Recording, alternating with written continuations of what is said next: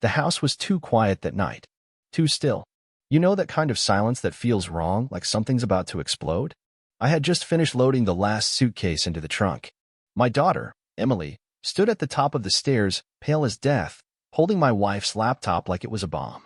Her voice trembled as she whispered, "Dad, you need to see this." Now, I walked back inside. And the moment I opened that folder, my entire world cracked like a windshield hit by a hammer. There they were. Photos. Dozens of them. My wife, Jessica, in places she never mentioned, wearing outfits I never saw, in poses no married woman should ever be in with a man who wasn't her husband. And the man? I knew that face better than my own reflection. Tyler.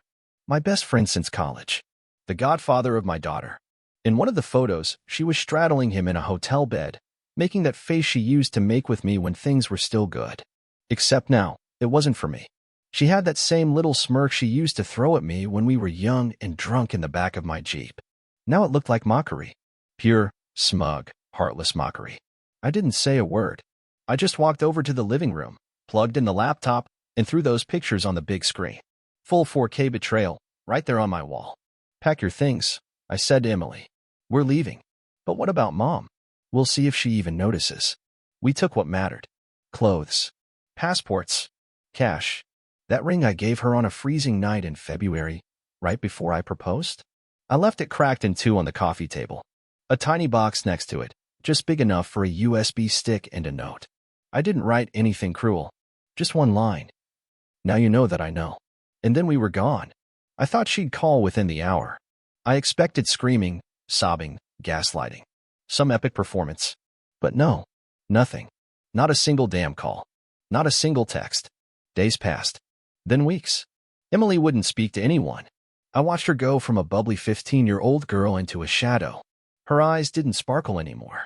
She stared out windows like she was watching for ghosts. This was supposed to be the age where she dreamed about her first crush.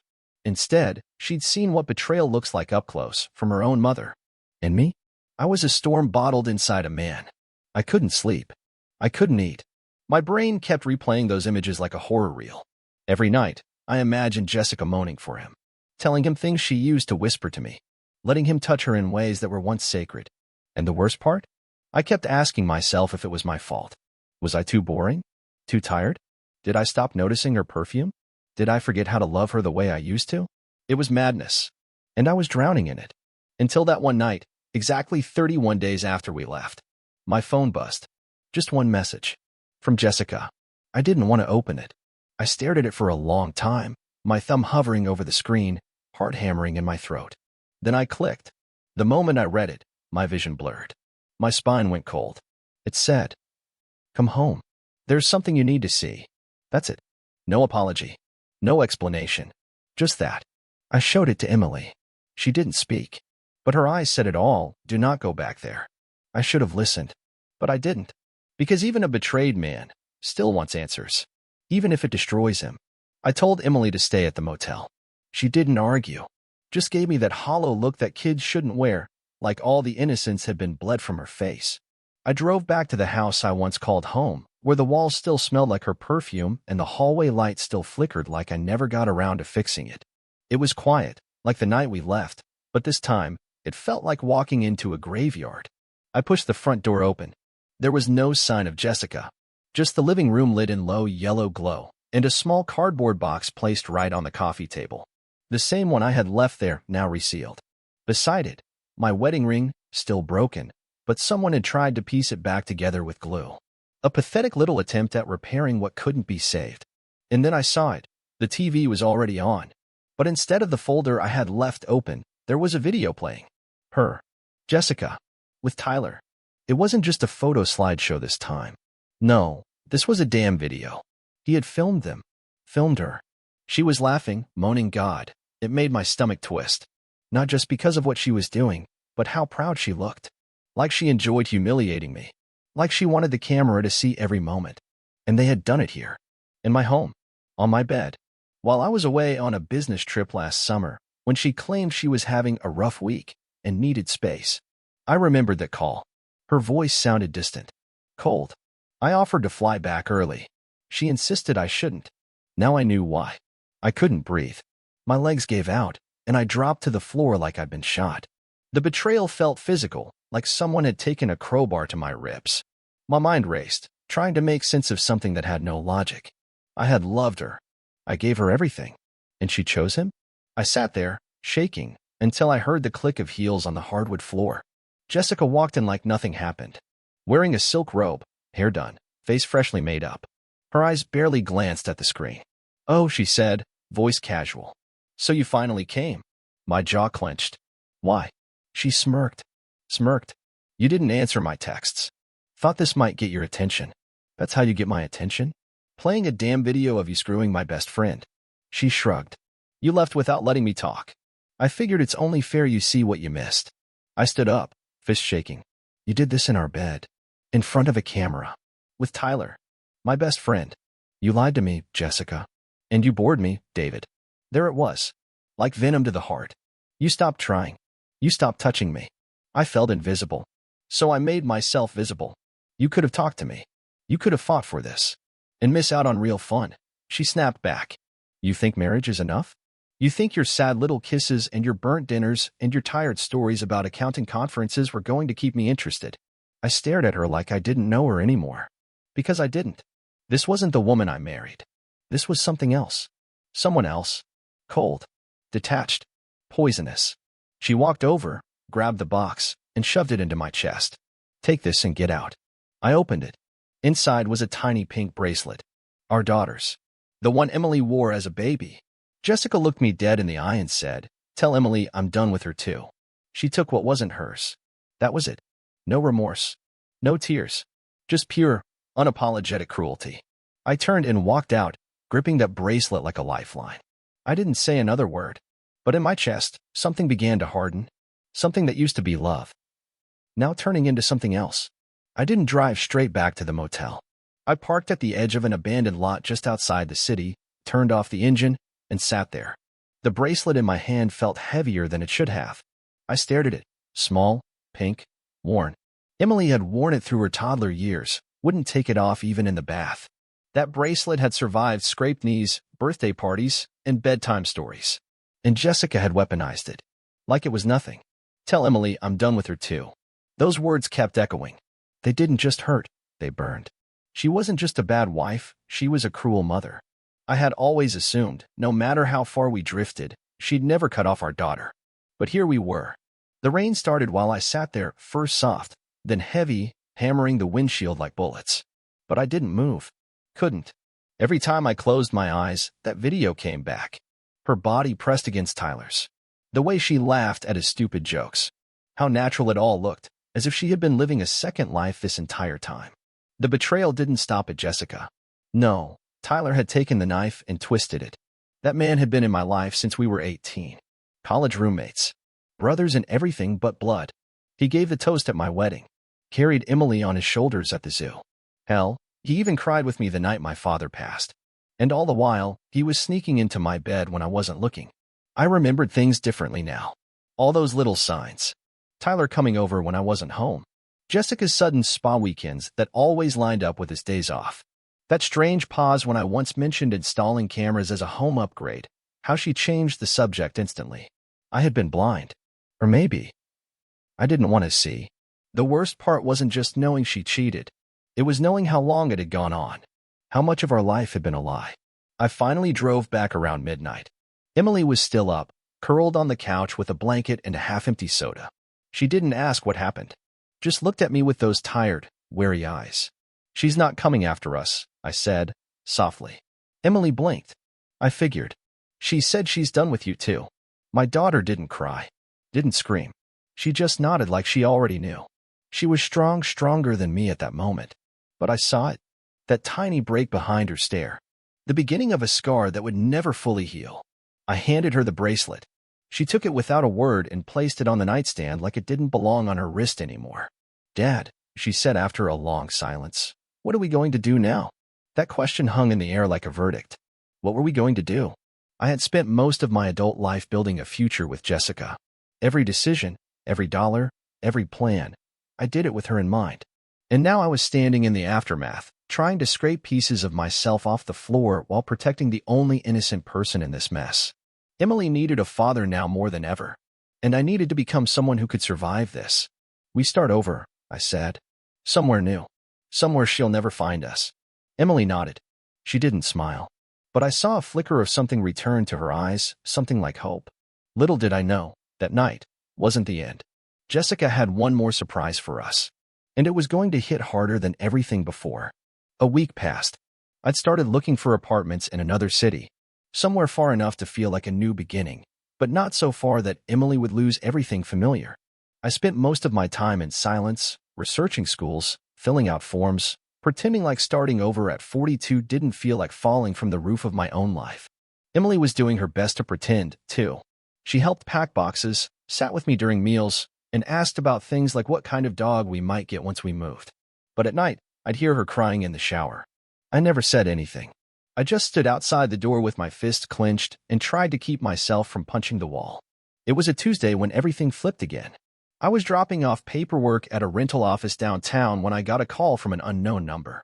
I almost didn't answer, but something in my gut said I should. David King, a man's voice asked. Speaking. This is Officer Reynolds with the Brookfield PD.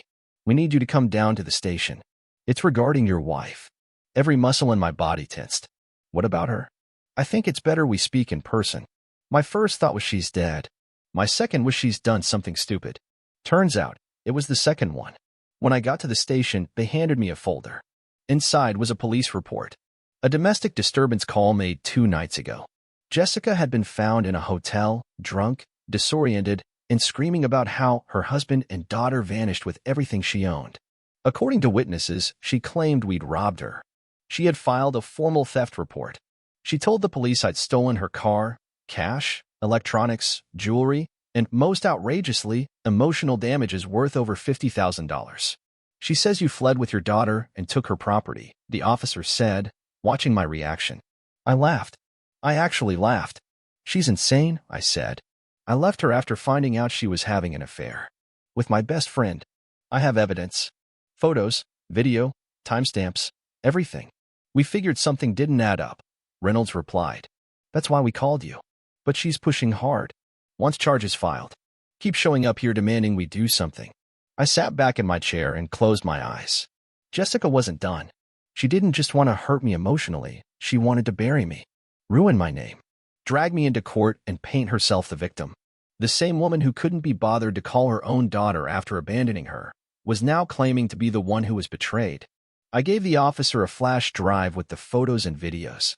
I explained everything. He nodded, quietly horrified. We'll make sure the report reflects this, he said. You won't be charged. But I'd recommend keeping documentation. She might escalate. Escalate? She already had a flamethrower aimed at my life. When I walked out of that station, I realized something. Jessica wasn't going to stop because she was sorry. She was going to stop when there was nothing left of me to burn. Later that night, I told Emily everything. She called the police, she asked, stunned. Why? Because losing us wasn't enough for her. She wants to destroy us for leaving. Emily stood quietly, then said something I'll never forget. She's not my mom anymore. Those words hit me harder than anything. Because now I knew, for the first time in weeks, I wasn't the only one planning revenge. Emily was too. 2 days after the police station, I came home with takeout. Emily was sitting on the motel bed with her laptop open, eyes locked to the screen with that same intensity one used to see when she was studying for finals. She didn't look up when I walked in. Dad, she said, voice calm but different, colder, sharper. Come here. I want to show you something. I set the bags down and walked over. On the screen was Jessica's Instagram page. She'd unblocked us. For the last month, we hadn't been able to see anything. But now? It was wide open, as if she wanted us to look. New photos, new captions. Jessica in expensive clothes, poolside at a resort I didn't recognize. Holding cocktails, smiling. Some shots were clearly taken by someone else.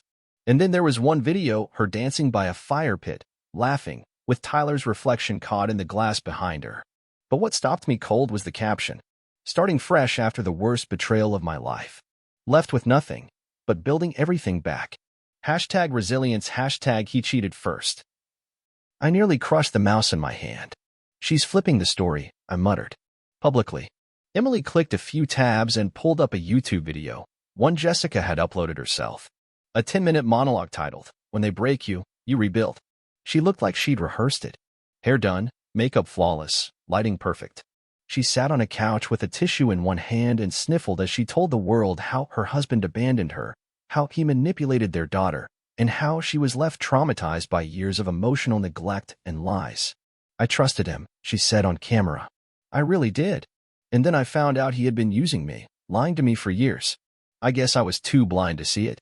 But now, I'm not scared anymore. The comments were full of strangers calling her brave, inspiring, a true survivor. Emily slammed the laptop shut. I can't watch another second, she said through gritted teeth. She's disgusting. I nodded. My blood felt like it was boiling. She wants to control the narrative, I said. Make sure no one ever sees her as the villain. Emily stared at me. Then we make sure they do. I looked at her, unsure of what she meant. She turned the laptop back on and opened a new document. I'm going to write the truth, she said. Everything. From my side. What I saw. What I felt. What she did. And I'm posting it. Emily.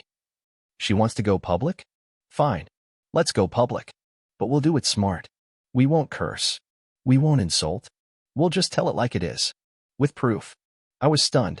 This was my daughter, the same girl who used to cry when she saw roadkill, now talking like a lawyer preparing for war. You sure you want to do this? She nodded. I need to. She left me, Dad. She chose him. She made her bed. Now she can lie in it. So we started gathering everything. Photos. Screenshots. Chat logs. The video I'd left playing on the TV? I had saved it all. Emily organized it into folders, labeled each one like a trial exhibit. We recorded a statement together. She spoke. I stood behind her. We didn't cry. We didn't scream. We told the truth, and we told it clearly. And when we posted it, it exploded. Thousands of views overnight. People shared it, commented, messaged us. Some were shocked. Some were furious. And some even started digging deeper, finding old posts Jessica had deleted, spotting inconsistencies in her stories. The next morning, Jessica's profile went private. And I knew, without a doubt, we'd hit her where it hurt. But what I didn't expect was what came next. Because the day after our video went viral, Jessica showed up, in person, at the motel, with a camera crew. I heard the knock before I saw them. 3 rapid pounds on the door, then silence. I peeked through the peephole, expecting maybe a delivery or hotel staff. What I saw instead nearly made me laugh from disbelief. Jessica, wearing a crisp white blazer, oversized sunglasses, and a smirk that said I'm still winning. Beside her stood a woman holding a camera, and behind that woman, a man with a microphone clipped to his shirt and a clipboard in hand. The van outside had a logo, Heartbreak and Healing, Real Stories. A reality show. I opened the door slowly. Jessica took off her sunglasses dramatically, like she was stepping onto a movie set. David. Finally. I've come to give my side. You already gave your side, I snapped. To the internet. With lies. This is different, she said, stepping forward, motioning to the camera crew. This is closure. For both of us. The camera woman lifted her device. Is it okay if we film inside? No. Then we'll just capture ambient reaction now. You're not filming my daughter. You're not filming this door. You're not filming anything. Jessica waved her hand. Relax, it's just a little publicity. You've already made your video. You made me look like a monster. I laughed bitterly. You did that all by yourself. She stepped closer. I could smell her perfume, the same one she used to wear when we go dancing in our 20s. That familiar scent that once made me feel at home, now reeked of poison. You want to play dirty? She whispered, voice suddenly low and icy. You think people believe your little sob story? Let's see how long you last when I take this to court. You're threatening custody now? I asked. Her smile didn't reach her eyes. I'm threatening everything. I took a step back and slammed the door shut. My hands were shaking, not from fear, but rage. Pure, white-hot rage. She had crossed the line. Again. Emily was already standing in the room, clutching her phone. I saw them, she said. I filmed from the window. We have proof she came here with a film crew trying to ambush us. I nodded. Good. We'll need it. We sat down and rewatched the footage she caught. Jessica's smug face, the cameraman scanning the hallway, the mic guy holding up the slate like this was some twisted documentary. All of it, recorded. I called my lawyer that night. We talked once before, but this time I laid it all out. The affair, the video, the false police report, the online smear campaign, and now the in-person ambush with a production crew. I want full custody, I told him. And I want it airtight. He didn't hesitate. We'll get it. But brace yourself, she's unhinged. That kind of narcissism doesn't go quietly. The next morning, I filed for divorce. No more waiting. No more hesitation. I had let my feelings tangle me up long enough. She'd already set fire to our marriage. I was done standing in the smoke. Emily hugged me after I came back from the courthouse. So that's it, she asked. No, I said. That's the beginning. Because now, we were done reacting. It was time to fight back on our terms. The day of the court hearing felt colder than it should have. It wasn't the weather, it was the silence in the courtroom lobby. That heavy kind of quiet, like the universe was holding its breath, waiting to see who would crack first. Emily sat beside me, dressed in a simple black blouse and jeans, holding her folder like a shield. Her hands trembled slightly, but her jaw was locked. I had never seen my daughter this focused. Not during school exams, not at recitals. This was different. This was war.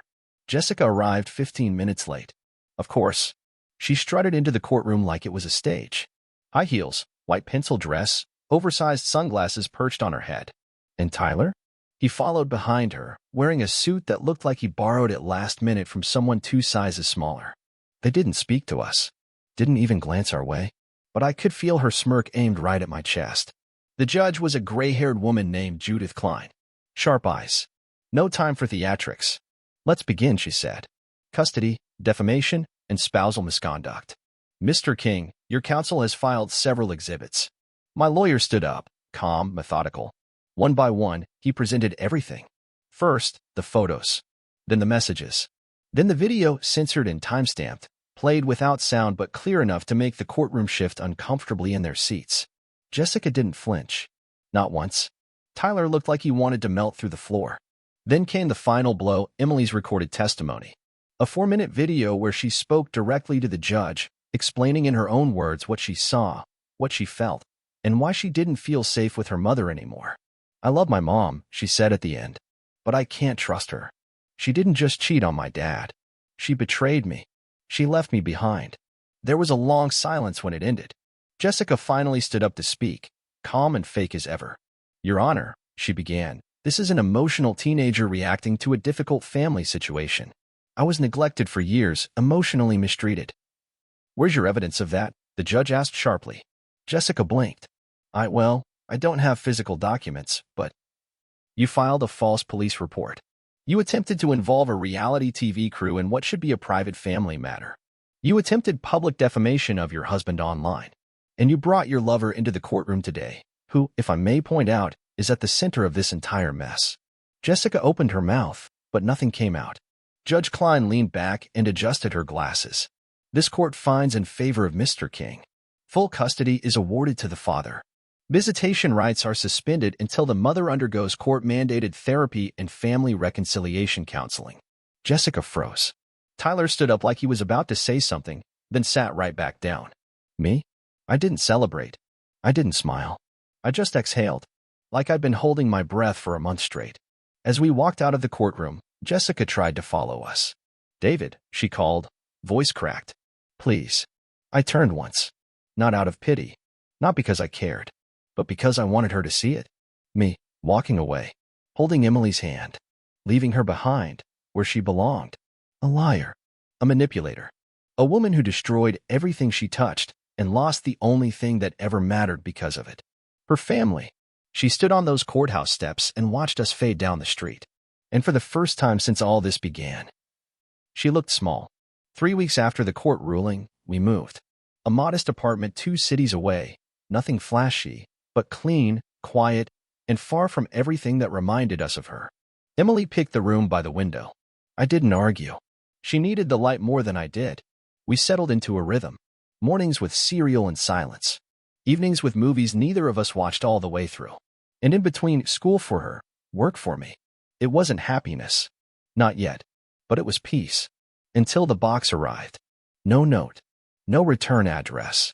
Just a plain, square package sitting outside our new door like a ghost from the past.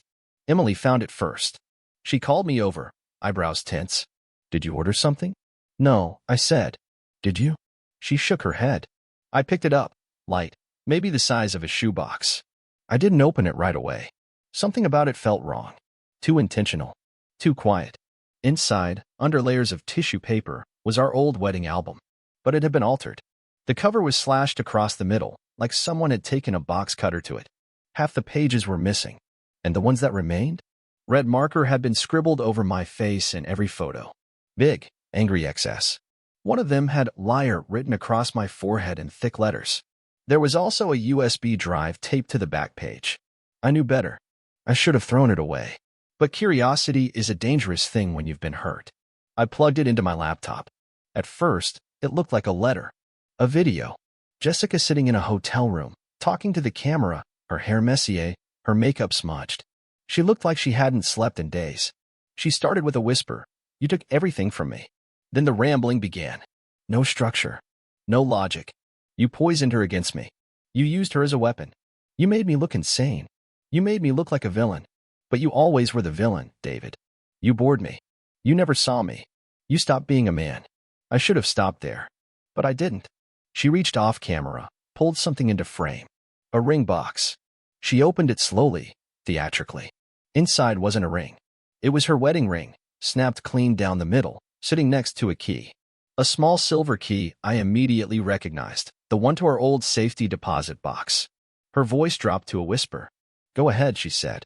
Open it. Find out what else I took from you. The screen went black. That was the last thing on the drive. I shut the laptop and sat back in my chair, pulse thudding in my ears. What was she playing it now?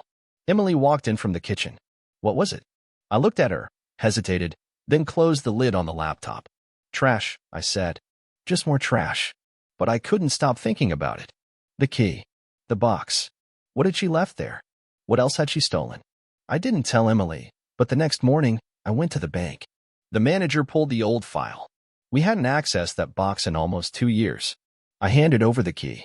My heart pounded like I was opening a tomb. Inside, there were only 2 things. A flash drive. And a folded letter with my name on it.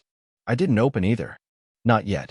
Because suddenly, I wasn't sure I wanted the answers anymore. Some betrayals are sharp and loud. Others sit in silence and rot from the inside.